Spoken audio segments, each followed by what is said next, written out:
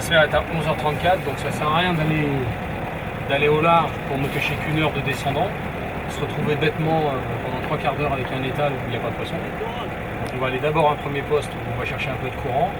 Quand le courant va couper, il n'y aura plus de touche, il sera 11h30, donc l'heure de l'apéritif et du début du manger. Et on profitera de cet étal pour faire mouvement, refaire une quarantaine de minutes de route pour arriver sur la zone définitive. Et là, le descendant se mettra en place, pardon, le montant se mettra en place. Et on fera un chargement de dorade grise de 1 kg. Voilà. D'accord. C'est le plan de pêche. Et dis-moi, on pêche mieux au flot ou au jusant, enfin au montant ou au descendant? Alors on pêche toujours mieux quand il y a du courant. Certains poissons aiment bien le descendant, notamment les dorades, mais là on va pas avoir le choix. Les merlans apparemment préfèrent le montant, mais en fait c'est des discussions au comptoir qui durent depuis 20 ans et qui je pense continueront à durer puisqu'on fait des mêmes pêches dans les deux cas. On va se mettre un challenge. J'ai un bon feeling sur un petit poste là. Alors je ne l'ai pas inventé, hein, j'ai des retours de pêche. Et les gens me font toujours laver et saliver, je vais dire. Et je dis celui-là, il faut absolument que j'essaye un jour. Et c'est aujourd'hui. Ça tombe très bien. Donc c'est un poste où normalement on prend des raies. Et peut-être, si c'est pas trop tard, parce que rappelons quand même qu'on est le 1er novembre, et peut-être des pagres. Voilà, il ne devrait pas être bien gros, il devrait être un peu plus grand que la main, donc on ne va pas les ramener. Mais c'est un très très joli poisson. C'est le long-bille doré, donc à mi-chemin entre le début et la fin de l'île de Ré, pour être très vaste. Voilà. Et c'est dans très peu d'eau, dans on va dire une quinzaine de mètres de fond. Ouais.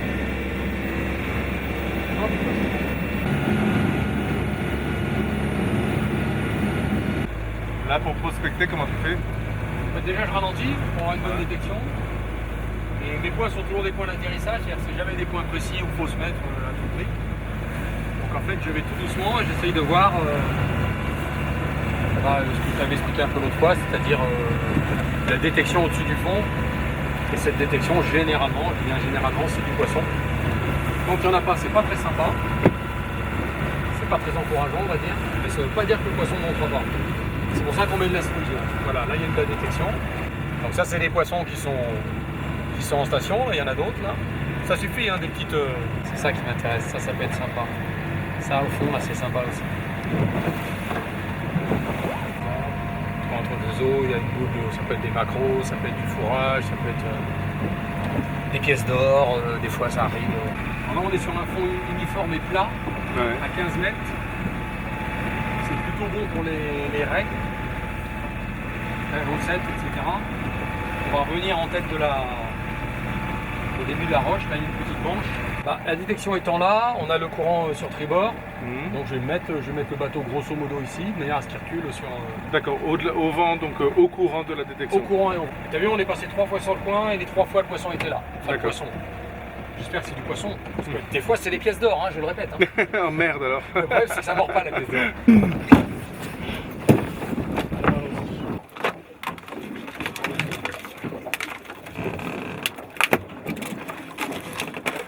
Là on va préparer du blanc d'encornet.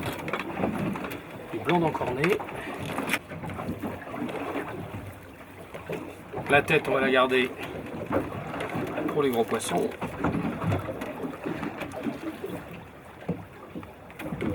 Je tape jamais sur le bateau. Ah, ça c'est bien. J'amortis tout le temps, donc je le fais sur mes jambes généralement. Ou si j'ai quelqu'un que j'aime pas à bord, sur sa tête. D'accord. Voilà. Faut encore qu'il ait la tête dure, hein, sinon tu vas tout rater.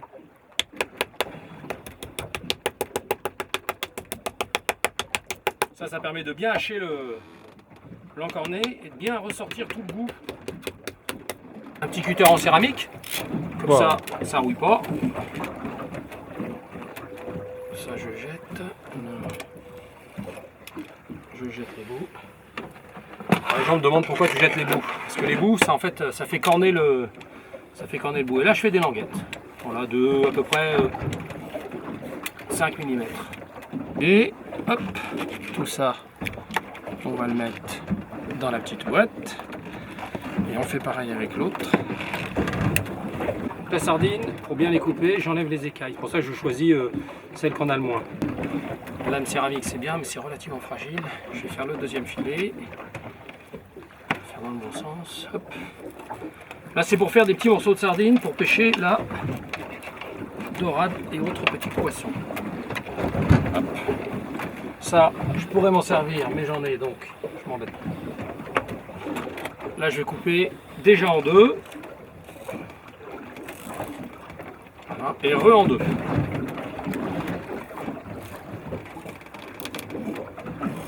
Et là, on va faire des petits boudins. Donc, des petits boudins pour couvrir l'hameçon. Allez, 3 petits centimètres. Hein. Alors, moi, je prends toujours soin de bien laver. Quand j'ai fini de laver tout de suite. Hein. Ça ne le fait, c'est-à-dire que ça ne tiendrait pas à l'hameçon. Donc, on va le ficeler. Pour ça, j'utilise un accessoire de préparation d'appât. Donc, toi, mon petit morceau qui est comme ça, je viens le poser sur l'accessoire. Ah, c'est des petits picots, hein, c'est comme la pince à bigorneau là.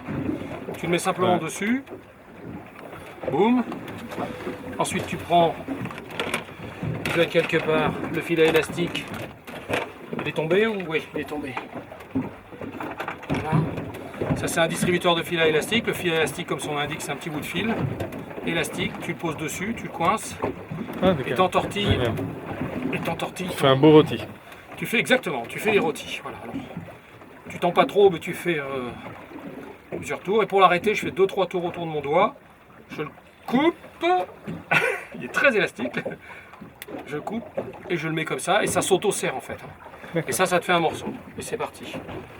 Donc après, c'est du travail à la chaîne. Hein. Viens à toi. Donc tu en prépares autant que tu as de besoin, quoi. Hein. Donc une trentaine de bouts de calamar, une vingtaine de bouts de sardines. Et t'es parti pour une petite journée de pêche sympa. Et comme ça, t'en fais combien? Bah, je fais ça. Hein. T'en fais donc là, t'en as fait une dizaine? Quand je prépare une journée, je fais au moins 50 morceaux, que ce soit d'encornets ou de sardines, ce qui me fait une centaine de morceaux. D'accord. Ce qui te permet de voir venir, sachant que si vraiment la journée est bien, ça ne t'empêche pas d'en faire plus. J'en fais pas plus pour deux raisons. La première, c'est que souvent c'est inutile. Hein. La pêche, elle est faite bien avant d'avoir fini tes appâts. Et la deuxième, c'est que les sardines se conservent mieux, notamment toutes les qualités de la chair ne s'oxydent pas quand la sardine est entière. D'accord. Ouais. Voilà. C'est un bas de ligne où si tu regardes, tu as des positionnements. On a collé des petites perles, ce sont des arrêtoirs. Et entre ces perles-là, on va venir fixer nos hameçons qui eux-mêmes sont montés sur une autre forme de perles qu'on appelle les perles clipsables. Et tu verras que ça permet de mettre finalement l'hameçon où on veut, puisque là c'est un bas de ligne où il y a 5 positions comme celle-ci, espacées de 40 cm. Ce qui fait qu'on peut mettre théoriquement 5 hameçons, mais on ne le fait jamais bien entendu. On met généralement 2 hameçons, on peut en mettre 3, voilà. Mais on peut les mettre soit en haut, puisque le bas de ligne est assez grand, hein, ça fait 5 x 4, 20, plus les trucs, ça fait environ 2,30 m. On peut les mettre très en hauteur ou très en bas près du plomb. Donc ça, je vais le dérouler sur la canne. Donc en fait, c'est vraiment le corps du bas de ligne. Alors pour ceux qui ont des écoles de pêche, c'est quand même très bien parce que tu peux monter le corps du bas de ligne avec le plomb sans que les hameçons soient dessus. Alors l'avantage, c'est que c'est un bas de ligne où on a fait une boucle en haut, une boucle en bas. Et ce sont nos plombs qui ont une agrafe, ce qui fait qu'on peut changer le plomb, le mettre sur le bas de ligne. On ne fait plus les bas de ligne avec l'agrafe en bas, ça ne sert plus à rien. Donc là, tu vois bien que par rapport au plomb, on a mis une position qui est très près du plomb. Donc de manière à pouvoir mettre éventuellement un hameçon qu'on va appeler traînard. Et ensuite, tu as 5 positions. La canne, si tu vois, elle est assez grande. Tu as 5 positions pour faire un bas de ligne qui est quand même immense, quoi. On va chercher des hameçons. Alors je cherche des hameçons plutôt fins, donc des numéros 6. Je vais mettre ça. Un hameçon avec un petit teaser, comme s'il y a du courant, avec une petite cuillère. Ça va être en bas. Ça va être pour attirer à tous les poissons un petit peu curieux. D'accord. Donc tu vois ici, il y a la perle clipsable. Donc je récupère mon bas de ligne. Et je viens mettre la perle en position devant. Je suis assez loin. Il y a une fente sur cette perle là, je la présente et je clique. Voilà, ça a fait un petit clic, ma perle est mise en place, mon hameçon est en position. Et je vais en mettre un deuxième un peu plus haut. Donc encore plus fin. Là, je suis en montée très très fin, très très discret. Et je le mets, je ne vais pas le mettre tout de suite à 40 cm, sinon ça s'emmêlerait. Donc je le mets 2 positions au-dessus. Parce que là l'avantage c'est si tu pêches des poissons très près du fond, bah, tu mets 1, 2, 3 hameçons très près du fond. Si tu pêches des poissons avec des grands bas de ligne, bah, tu mets un bas de ligne en bas d'1 mètre, un bas de ligne en haut d'1 mètre et nous voilà partis. Et là il n'y a rien de plus simple, on récupère nos petits appâts. Et on va mettre le plus goulayant en bas, c'est-à-dire la sardine. Une piquée et l'hameçon très en dehors. Là, il se pique. Alors, si on veut faire riche, on récupère un tout petit bout d'encornet, enfin un tout petit bout, un bout, et on le met ici en système bloquant, et là, tu as une forme de traînard. Donc, ça fait un peu riche, ça. Mais bon, pourquoi pas. C'est jamais. Imaginons qu'il y ait des beaux poissons. Et en haut, par contre, je vais faire la même chose avec du blanc, uniquement de l'encornet, et je vais en mettre au moins 2 pour que ce soit assez volumineux, mais toujours piqué une seule fois. Et donc le plus goulayant c'est en bas, toujours avec la sardine. Tu vois, voilà, tout ça c'est cadeau, l'hameçon est complètement à nu. L'avantage c'est quand il arrive à l'hameçon, je suis sûr d'un truc, c'est que le poisson va se piquer. D'accord. Et la sardine en fait elle est là, c'est elle qui va la tirer de plus loin. Alors la sardine c'est souvent très appétant, voilà, ça. Si on doit prendre par exemple un poisson de fond type roussette ou raie, ça sera forcément en bas, ou bien sûr dorade. Alors je l'éloigne un petit peu. Donc tu vois quand tout est prêt, parce que tout doit être prêt avant, ça va très vite. Donc pareil, un hameçon en bas avec ce que j'appelle des teasers, c'est-à-dire des perles, des octopus, tout ce qui peut attirer la curiosité du poisson. D'ailleurs tu peux voir que le plomb également est coloré. Dans l'eau, certains poissons se prennent au ras du fond, d'autres poissons se prennent en hauteur. C'est pour ça qu'on aime bien avoir des positions différentes comme ça. Ça permet de jouer avec les différents poissons et les différentes hauteurs.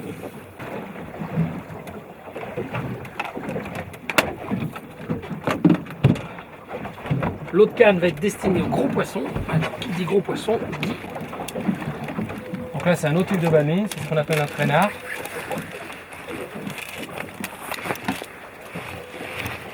Le traînard, c'est un banane qui va toujours être posé au fond, qui est tout en longueur.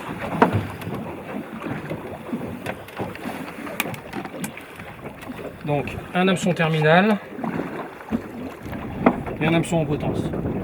Voilà, toujours avec beaucoup de teasers et de fanfreluches. C'est Halloween, on en profite. Alors, ce qu'on va faire sur le côté, on va pas s'embêter.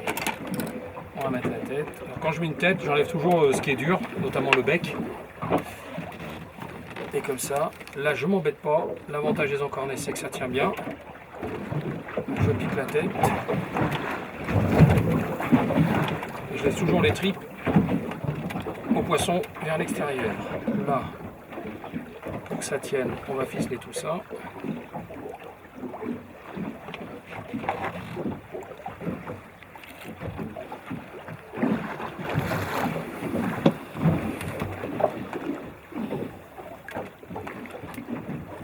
Ça c'est fait. Ensuite, on va faire un bon filet de sardine, pareil comme tout à l'heure. En fait, j'ai enlevé l'arête centrale.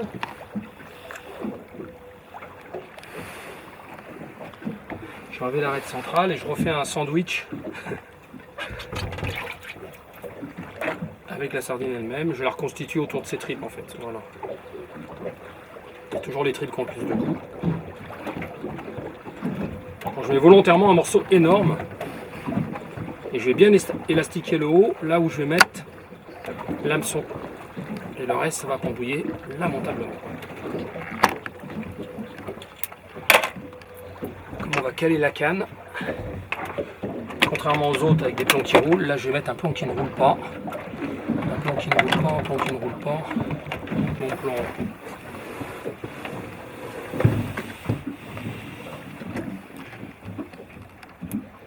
Hop. Là je vais mettre mon bas de ligne. La boucle est là.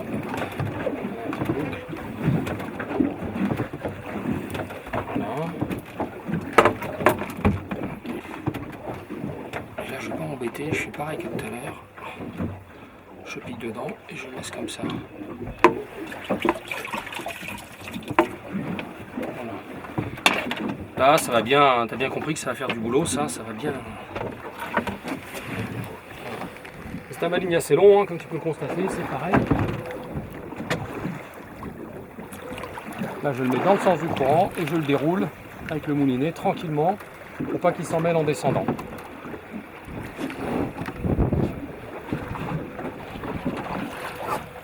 Alors ici il peut y avoir des requins des émissoles.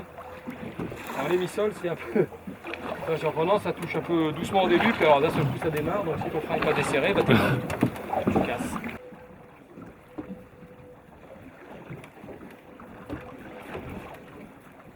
Voilà, il revient dessus. Il est dessus, tu vois, il m'entraîne.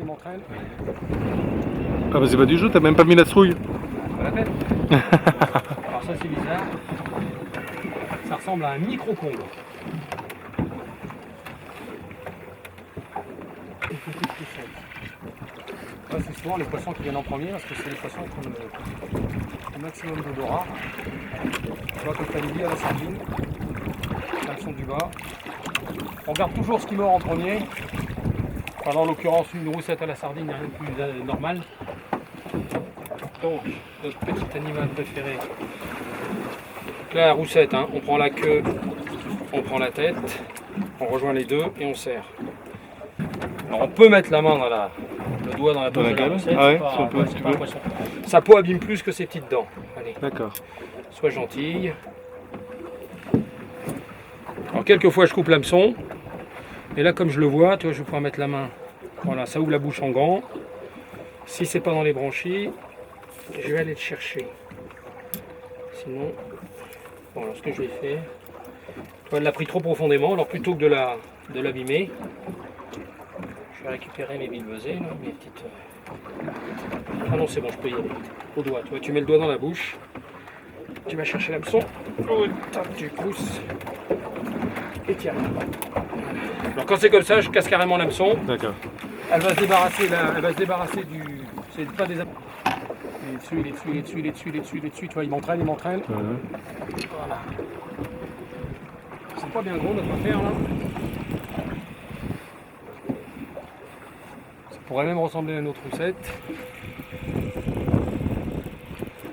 Toujours elle les premières à mordre souvent. Ah, c'est les raies et les roussettes, surtout les roussettes. C'est vraiment les poissons qui ont le plus d'odorat, tu vois, c'est les roussettes. Toujours pareil, alors qu'est-ce qu'elle est venue faire? Elle est venue certainement bouffer la sardine en un, et puis elle est quand même remontée sur les fluves pour aller prendre l'encorné. Et toi, la première touche, c'était la sardine, c'était couru d'avance. Voilà. Donc là, ce qui reste de la sardine, tu vois, la première touche. Que tu as lamentablement raté, hein, puisque... Attends, je vais la prendre en photo aussi. Celle-là, elle est belle. Très râpeuse. Là, je vais pouvoir embêter mes polyfermales. Quelquefois, il vaut mieux prendre le bistouri. Là, ça fait exactement 10 minutes qu'on est en train de pêcher. Hein, ouais, bah, bon. préparer, déjà deuxième, c'est fou. Hein. Et en live. Hein. Bon, les roussettes, il y en a beaucoup, hein, parfois même pour certains un peu trop. Là, tu vois, ce qui est et l'autre là, ouais. J'ai même pas eu le temps de mettre la strouille, alors je vais quand même mettre la strouille. Je mettrai le deuxième appât, c'est-à-dire le lot de sardines que j'ai pas eu le temps de préparer. C'est pour ça qu'il faut toujours arriver avec ses appâts préparés. Sinon, voilà, ce que tu subis ça, c'est-à-dire que tu es toujours à courir après. Bon, je pêche jamais à 3 cadres, hein. C'est bien parce que tu es là. Mon fil, je change de fil une fois. Donc, une fois par an, c'est rien. Et là, j'ai pas eu le temps de. Les cordonniers sont les plus mal chaussés, j'ai pas eu le temps de changer le câble. Et donc là, tu l'as fait toucher le fond, là encore Ah, je la fais décoller d'au moins... Comme là, ce qui m'intéresse, c'est les poissons qu'on n'a pas vus pour l'instant. Donc, je suis au moins 2-3 mètres au-dessus du fond. Pour que la strouille parte loin, pour aller éventuellement chercher des sparidés, quoi. Hein, d'accord. Les roussettes, on sait qu'il y en a. La raie, on devrait en faire une. Les petits cons, voilà. Alors, le pagre, hein, puisque je t'ai dit que c'était un coin où potentiellement il y avait du pagre. Lui, c'est un poisson qui n'a pas besoin d'être strouillé, parce qu'il vit dans les rochers, il est à poste. Donc lui, soit il y en a, soit il y en a pas. C'est le bon vieil épissoir. Et l'épissoir, c'est pareil. Ouais. Tu mets ton... Surtout quand tu as des appâts qui sont mous. En fait, ça te permet de les supporter, de les tenir, quoi. Et là, tu peux faire des sandwichs, tu peux faire... Ouais, et puis là, tu fais des gros trucs. Ah ben là, tu fais des trucs, ouais, c'est même presque trop beau. Donc c'est toujours pareil, hein, tu élastiques ton épissoir avec ta viande. Et tu mets surtout beaucoup d'élastique là où tu vas mettre l'hameçon. Donc là, en l'occurrence, je vais mettre l'hameçon ici, tout en haut. Donc je mets beaucoup d'élastique ici. Et au contraire, en bas, je vais tendre un peu plus. Au contraire, en bas, ça va flapper, donc tu restes tranquille. Voilà. Top. Top.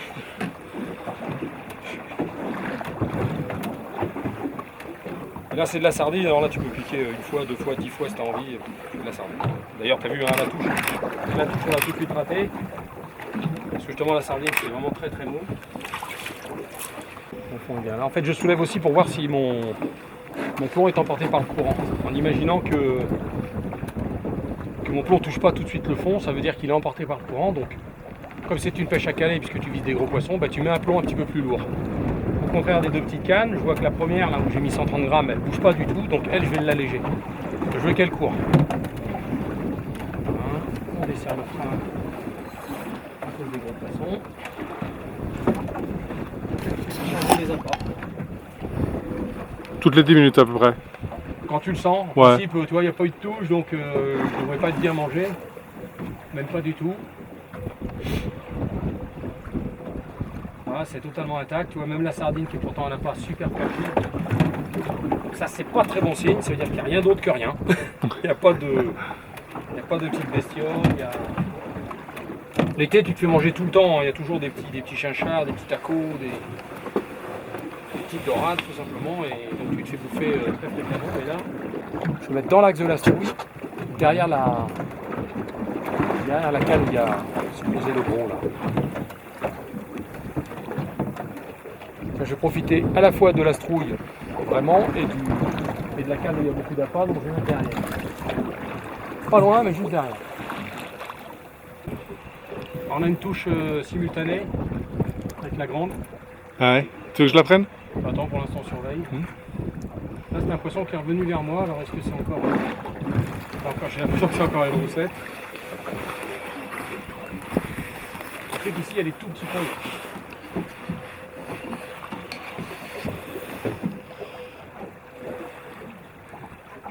T'as vu les touches, non? Tu les vois? Ouais, c'est fou. Ah merde, t'es un petit con, tu vois. C'est ça, non? Qu'est-ce que c'est que ça?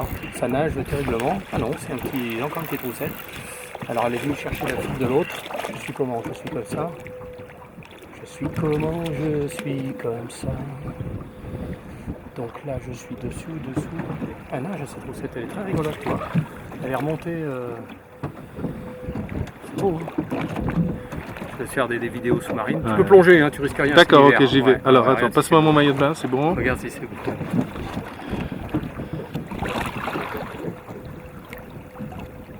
Magnifique.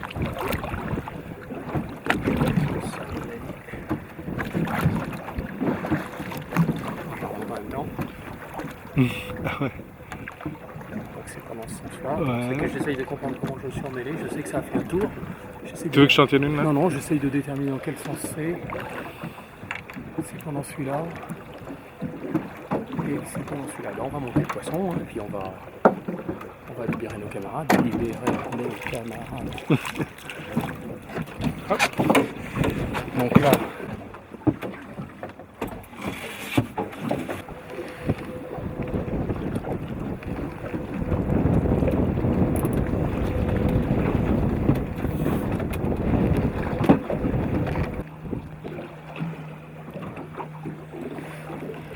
Oh, c'est encore une complète. Hein.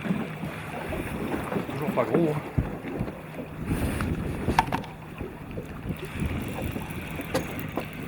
On est sur un champ de roussettes, monsieur. Tiens, arrête donc, c'est pas mignon le doublé là.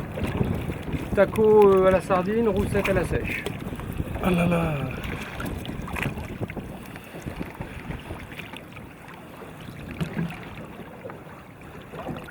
C'est pas beau, ça a des belles cette roussette en plus, elle a des belles taches noires.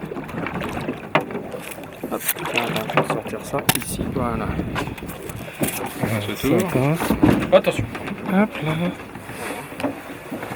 Superbe, je vais prendre une photo. Ce qui est étonnant, c'est qu'on fait toujours des poissons sur des gros appâts. C'est même des poissons qu'on... Attends. Voilà. Alors les Ça, tacos c'est un ça repart taco. pas, mais celui-là j'ai pas monté de profond, donc normalement il devrait y arriver lui. Voilà, nickel, il va repartir. Il va repartir celui-là. Ah, il bat de la queue un peu. Ouais, mais il va. S'il n'y a pas une mouette qui arrive l'embêter, on va lui faire un bisou parce que... Ah, touche. Touche à la seule canne qu'il y a dans l'eau. Ah, Roussette, elle ne demande pas son reste. Ah non, la roussette, c'est... Je pense que c'est des animaux qui doivent avoir l'habitude de s'en prendre plein le museau. Une touche là aussi. Bon, on a toujours plus de canne à l'eau, hein. Ça devient problématique notre affaire. Qu'est-ce que c'était? Voilà. Je prends volontairement la ligne. Donc là voilà, ça bouge tout de suite, tu vois, regarde, le poisson était tout de suite là, poum, Oh là. au cul de la strouille. Il faut toujours les chercher hein, les poissons, hein. Ils peuvent être, mais là c'est un sparidé ça, donc c'est une dorade. Ah. Donc juste au cul de la strouille, on va les faire laisser. Le bas de ligne légèrement décollé, elle n'est pas grosse, le bas de ligne légèrement décollé du fond. Et elle a pris à la sardine à peine arrivée au fond, tu vois, il faut les trouver les poissons, hein. C'est jamais... Donc c'est les dorades du 1er novembre, alors on fait des macros en janvier et des dorades en novembre. La Rochelle c'est spécial. Une petite dorade de... C'est au soleil. J'ai une touche à l'autre canne. On va être obligé d'y retourner. Alors je la remets à l'eau rapidement. Parce que pendant ce temps-là... Tu vois donc les dorades sont montées à la strouille. Et l'autre canne ça... Excuse-moi mais là... Elle repart vite. Ah, oui, on peut les dorades si elle n'a pas, saigné. Et c'est toujours une touche à revenir vers le bateau, c'est très étonnant. Tu vois, je mouline, je sens toujours rien. C'est quand même très étonnant ces touches. Ou alors ça s'est foutu macro espagnol. C'est bizarre. Alors, et on n'a pas eu le temps, hein. La canne descend au fond, ratapoum. Donc les dorades sont juste là, on va voir si C'est ça... une touche à nouveau. Non, ouais. c'est moi là, c'est moi qui touchais la canne. Ah, Moi, d'accord. Non, non, ils sont... Si, là c'est pas toi. Ouais. Non. Non, c'est les dorades, hein, elles sont là. C'est encore une dorade. Comment tu sais que c'est une Ah dorade? bah papa, on regarde le son, tang, tang, tang, tang, tang, tang, tu vois, voilà. Ah, c'est c'est une défense très saccadée, des coups de tête fréquents. Alors dorade, chez nous c'est les dorades, mais c'est la défense du sparidé typique. Donc elles sont pas grosses, c'est peut-être pour ça qu'on a plein de petites touches. Bon, en attendant, il n'y a plus une canne à l'eau, hein, au secours. Je demande à ce que quelqu'un vienne m'aider. Voilà. Encore une fois, encore plus petite que la première, mais c'est étonnant de voir des petits poissons comme ça. Alors tu vois, dorade grise, les petits traits jaunes. D'accord. On fera tout à l'heure, j'espère, des vrais adultes. Et tu verras qu'elles seront noires, très très marquées. Et puis elles n'auront pas une tête aussi fine. Ce sont vraiment des individus qui font presque peur. D'accord. Ils ont une tête marquée. Donc ça, on va décrocher. Alors je vais la mettre à l'eau devant toi, on va se mettre là, non? Aussi, Là, au ouais, soleil. vas-y. Ouais. Voilà. Juste pour que tu vois à quelle vitesse ça part. Voilà. Voilà. Carrément, T'as d'accord. compris. Elle ne demande pas son reste. Elle part aussi vite qu'elle mord. Ah, donc je vais faire voir juste si on était bien sur de la chance. Et si les petits poissons sont là. Voilà, la strouille a fait effet au bout d'une vingtaine de minutes. On a toujours d'abord les roussettes hein, en premier, hein, tu l'avais dit ça. Elles arrivent. Normalement, c'est dès que tu poses la canne que ça mord. Celle-là, non, c'est pas moi. Ah bah il y en a une qui a mordu là à nouveau, ouais. Non, c'est moi qui touche. Non, c'est toi? Ah ouais, c'est possible. Parce que les talons, D'accord, ouais. les talons s'entrechoquent. Lui, je vais le mettre là pour voir. Bon, en tout cas, le proverbe de Sun Tzu, Ouais. si quelqu'un a faim, apprends-lui à pêcher. Hein. Tu vois que s'il apprend bien, il bah là, crèvera pas de faim là. Ouais. Là, on peut déjà nourrir une petite famille. Là. Ouais. Ouais, y a pas de souci. Bon, après, il faut payer 40 litres de gasoil. Hein. Toujours pareil. Mais non, tu vas en barque si t'as pas le gasoil. Ah, bah oui. Car là, tu vois, elles sont au fond. J'ai déjà la touche. Alors, regarde juste le son de la canne. Alors, ça va titiller. En fait, je vais jouer avec la dorade et dessus. Le mien, hein, le pan. Allez, pendu. En fait, j'ai joué un petit peu avec la dorade. J'ai provoqué la touche. Là, elle y est, pas de souci.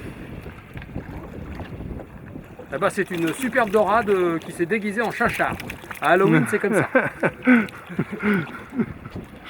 Donc, alors, énième. Oh putain, touche. Ouh là là là là là là là. Et là, c'est gros.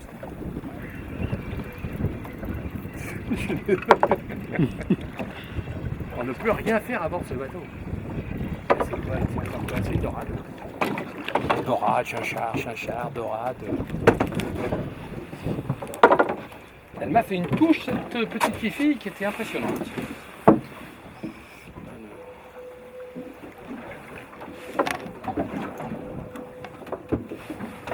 Toujours pareil. Hop. Brrr. Bon. C'est quoi, on va boire un coup hein, parce que ça mord trop.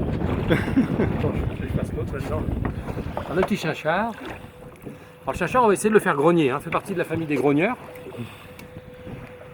Alors, je donne pas de nom latin parce que les gens vont croire que j'en fais trop, mais normalement, si je me tais,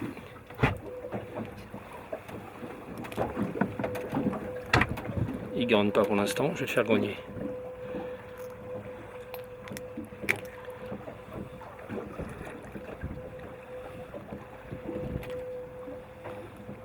Alors, nous sommes tombés sur un chinchard muet. Il est peut-être sourd aussi. Normalement, il frotte ses dents pharyngiennes contre, Bah, contre demande-lui son de grogner. palais. Demande-lui de grogner. Vas-y, grogne mon petit. La peau bête. Alors c'est très très bon comme poisson. Hein. Les gens ne l'aiment pas parce que la peau est très, a des belles écailles. Tu vois, des écailles qui coupent. Si tu regardes sa carène, Ouais. tu vois la carène, ça y est.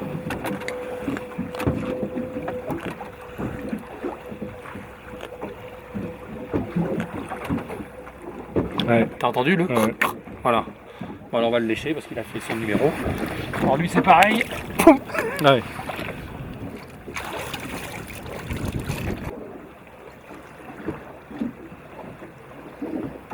Faut pas hésiter à bouger ses cannes. Hein.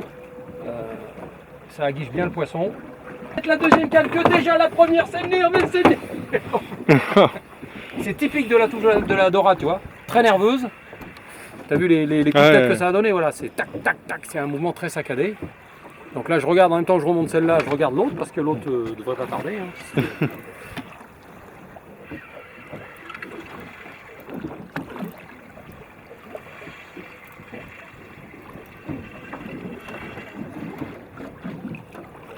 Encore une dorade.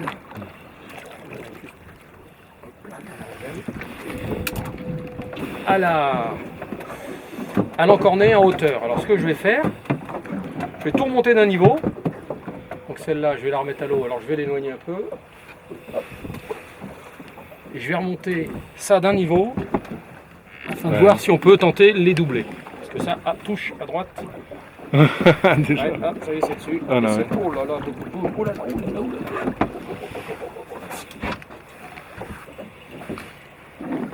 Ça aussi, c'est nerveux, c'est une dorade. Ouais. Attends, toi, tu bon. À Marseille, c'est la Kalachnikov, ici, c'est la dorade. Tu vois.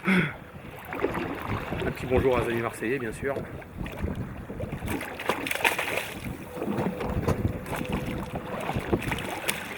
Sur ta caméra, que je...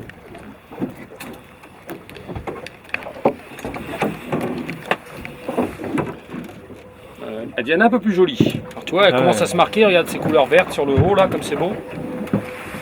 Ouais, c'est magnifique. C'est beau, hein? Ouais. Tu verras celles qu'on fera cet après-midi, elles sont noires. Mais noires, c'est impressionnant. Ouais, cette belle tête dans la lumière, là. Tout ça, c'est vert, c'est magnifique. C'est vraiment des... Oh, pardon. Moi, je m'excuse même auprès des dorades. C'est vraiment des poissons super sympas, qui se défendent bien, qui sont tatillons par moments. Apparemment, aujourd'hui, plutôt... Elles ont mis du temps à arriver, toi, mais elles sont là, hein. Si on s'en occupait sérieusement,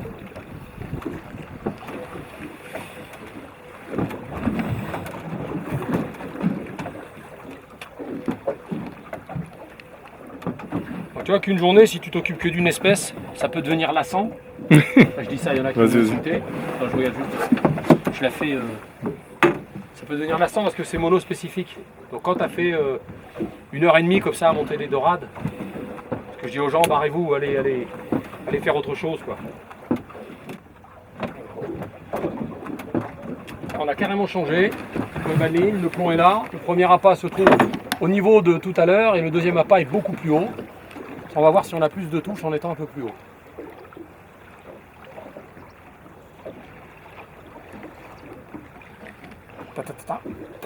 Il y a quelque chose d'abord. Tu vois, t'as vu comme ça frétille? Voilà, ça c'est typiquement leur manière d'attaquer le... Alors si je peux l'avoir en direct, ça serait cool d'essayer de chercher un double. Alors quand c'est comme ça, tu vois, je vais la chercher la canne très basse, la toucher toujours taille et la deuxième elle est partie là. Allez, c'est parti. Oh là là, ouais. Oh. Mais j'en ai une là. Ce qui m'intéresse c'est de prendre celle-là parce que je veux faire le doublé. La touche. Tu vois, je te lève doucement, regarde ce qu'elle fait la dorade, ping, voilà, elle est pendue.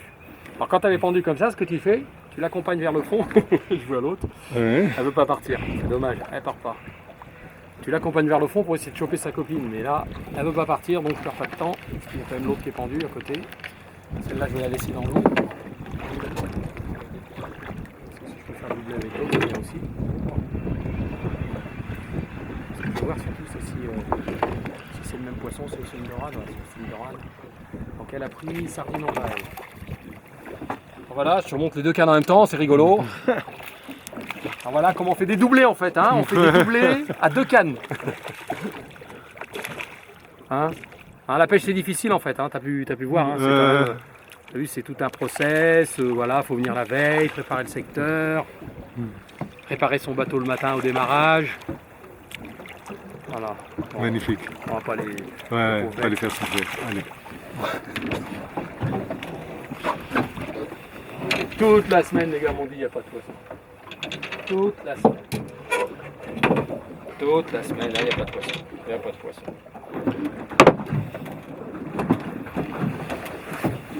Alors, c'est sûr qu'avec les appâts de chez Leclerc, ça marche moins bien. Je dis ça, je dis rien. Non mais c'est vrai, des fois il t'ouvre les poches là, mon Dieu. Mon Dieu. On se croirait à Dakar, la descente de l'aéroport, pour ceux qui ont été. Ça pique le nez. Ah, bien sûr, un petit coucou à mes copains.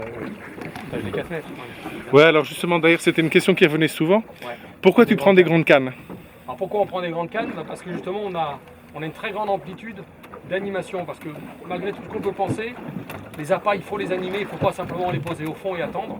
Ça peut marcher, bien sûr, mais pour provoquer les touches, l'idéal, voilà, tu vois, c'est ce que je t'expliquais. Je vais au contact, c'est-à-dire canne très basse, mon plomb est au fond.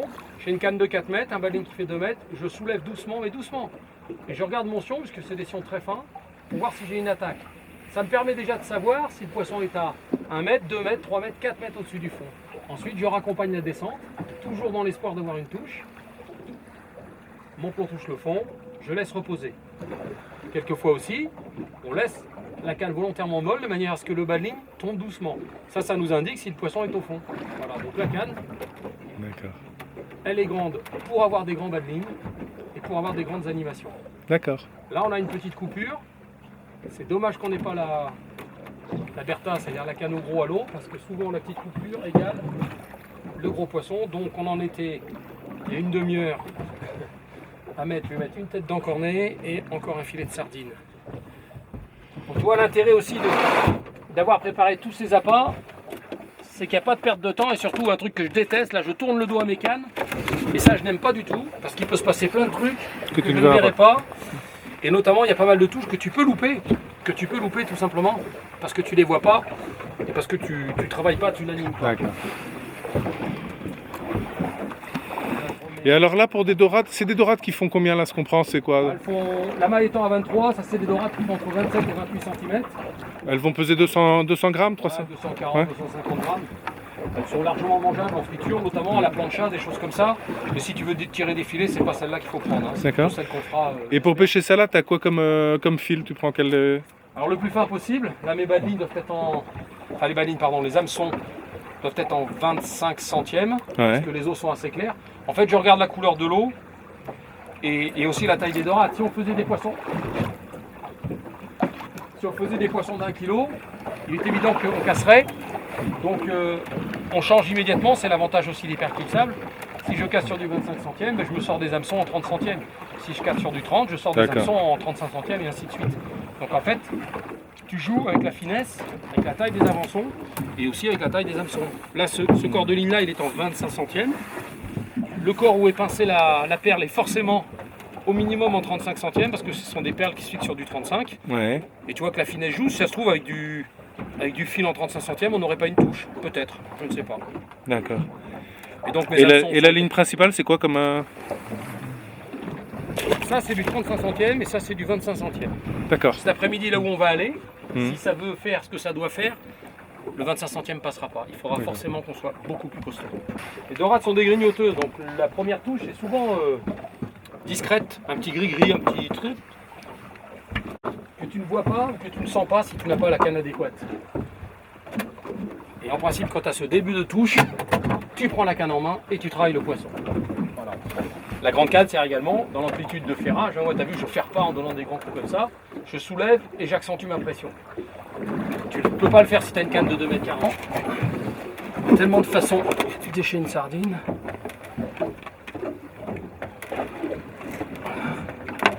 Là, j'ouvre le ventre simplement pour que les effluves ressortent. Là, je ne vais pas m'embêter, mais mon fil élastique, il est là.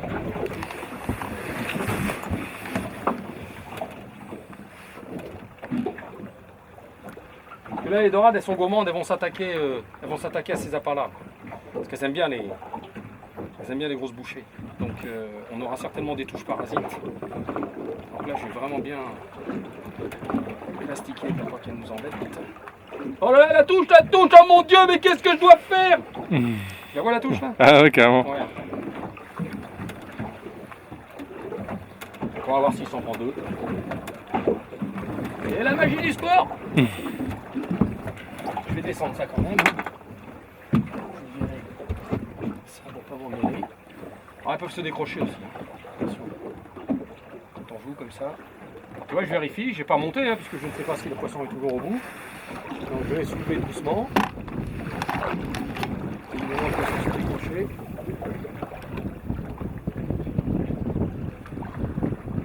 Donc il y aura un appât à changer certainement.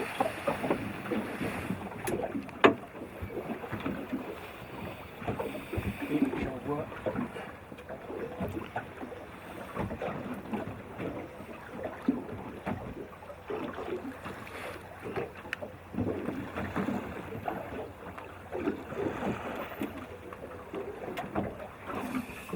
Pour moi, il y a un poisson dessus et un gros. Les touches sont espacées. Une question un peu naïve. Qu'est-ce qui est finalement le plus important, d'après toi, entre la technique, le matériel et la connaissance des spots et la qualité des spots? La préparation des appâts. La quatrième. La Les quatrième. spots, c'est une évidence. Ouais. Pour moi, il y a du poisson sur tous les spots, plus ou moins. Ouais. Simplement, on sait souvent mal les pêcher. La qualité des appâts et la présentation des appâts, c'est primordial. T'as vu comment on se casse les fesses à préparer le truc? Ouais.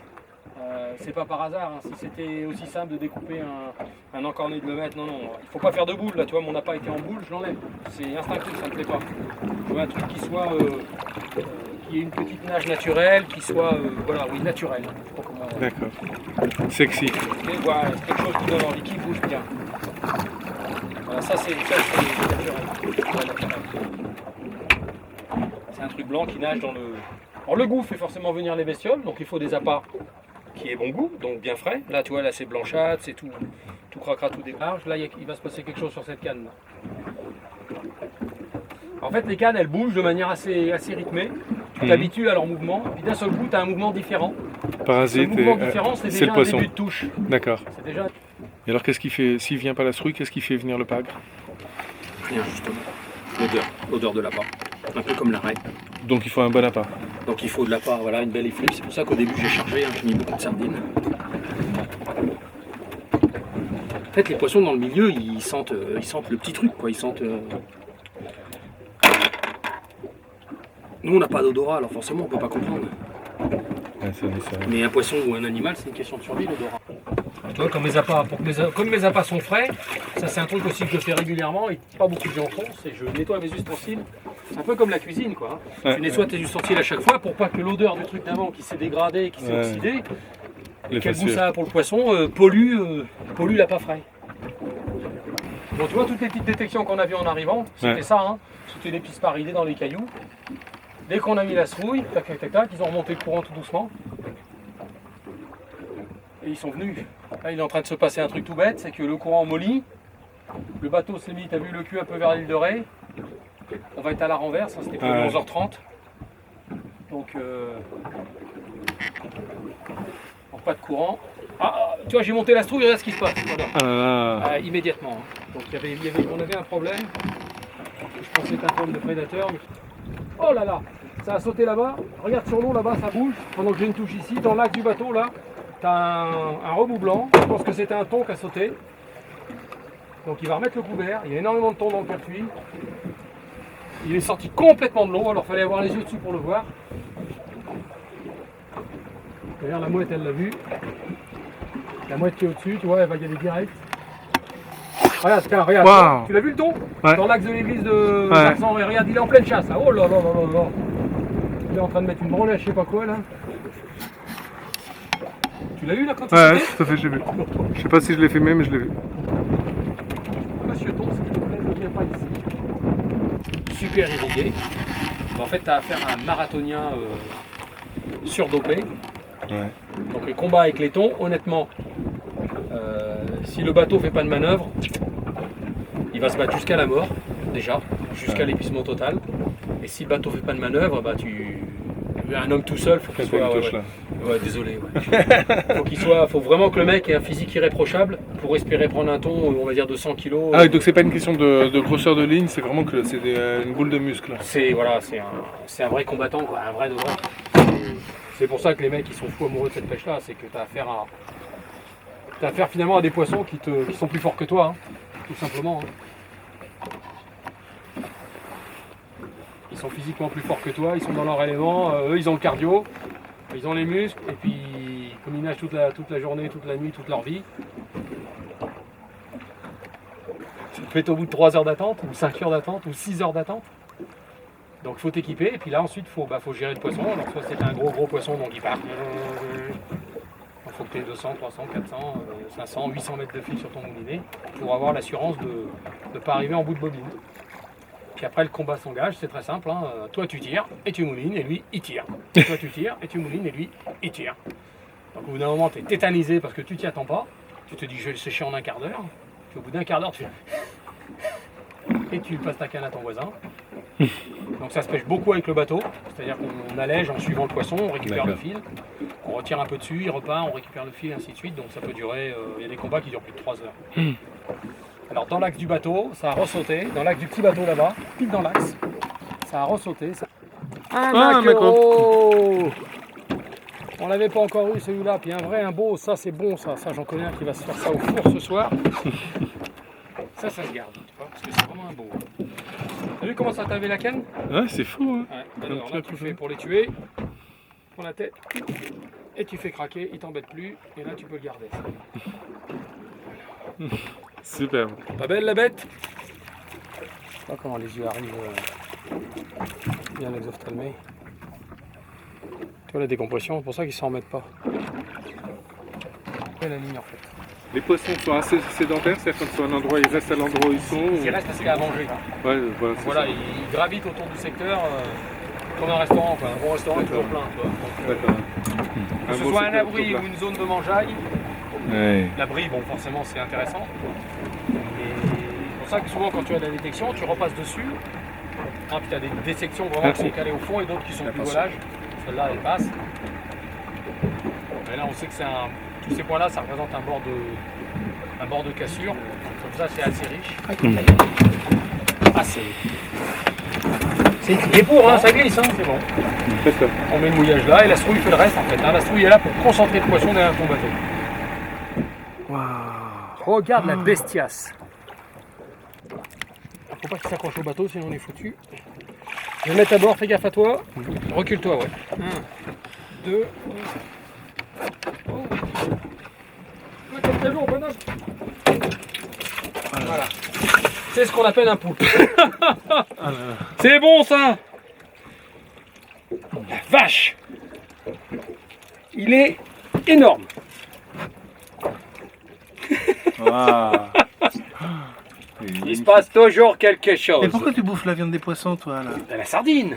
Crois-tu, oui. bien sûr. D'ailleurs, c'est même pas la sardine qu'il a mangé, c'est lui-même. C'est-à-dire, c'est l'encorné. Il est pris à l'encorné, là. Ça, c'était la sardine. Écoute, j'en avais jamais eu un aussi gros. Hein. Alors là, il y a deux solutions. On le mange ou on le relâche.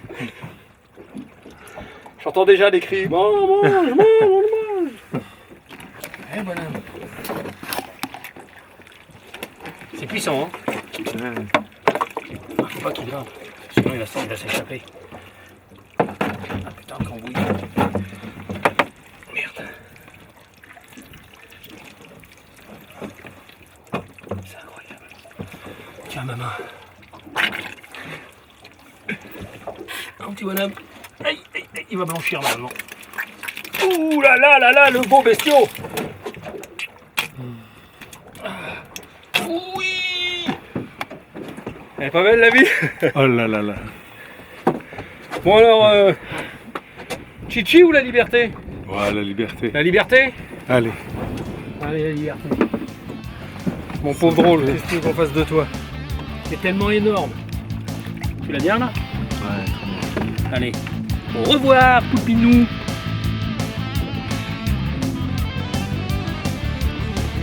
Incroyable. Donc le montage à poulpe, très important. Ouais. Donc on l'a pris avec une tête d'encornet et avec un mini poulpe. De là à dire que ce poulpe avait des tendances, Un peu par ici. je dirais rien, Ouais. des tendances, il n'empêche que c'était assez impressionnant. Bon, je t'avais dit hein, que c'était un coin où on ferait certainement un poulpe à la canne. Je vais dire. Ben là, mais pas un petit. Hein.